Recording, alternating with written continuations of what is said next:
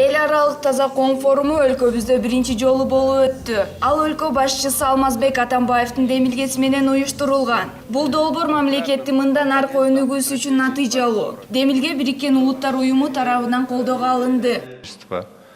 И мы строим свободную.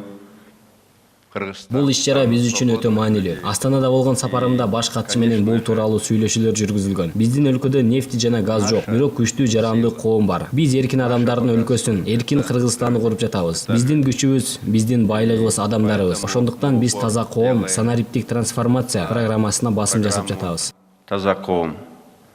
Биринчиден, таза коом долбоорунун принципи жемкорлук менен күрөшүү. Ал адамдарга таза жашоого, ак эмгек кылууга жол ачып, жарандардын потенциалын көтөрөт. Ошого жараша экономикабыздын өнүгүшүнө, ишкердиктин өсүшүнө алып келет. Дүйнөлүк банктын аткаруучу директору Вернер Грубер өз кезегинде Дүйнөлүк банк таза коом программасына жардам берерин жана колдоосун улантарын айтты. Кыргызстанга жасаган иш сапарынын алкагында БУнун баш катчысы Антонио Гутерриш форумга катышып, өз сөзүндө долбоор колдоо көрсөтөрүн баса белгилеп өттү. Цели устойчивого развития и Бул Кыргызстандын өкмөтүнө таза коом долбоорун ишке ашырууга да, туруктуу өнүгүүгө дагы мындан ары колдоо көрсөтөт. Биргелешип климаттын өзгөрүшүнө бөгөт коюп жана Кыргызстандын ажайып мөңгүлөрүн сактап калууга эл аралык коомчулукту мобилизациялай алабыз деп ойлойбуз.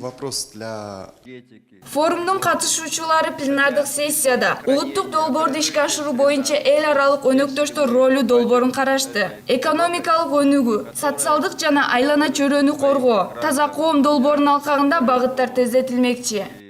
Айтурган Уметалыева, Перизат Куттубекова, Нурдан Карыпбеков, Пирамида.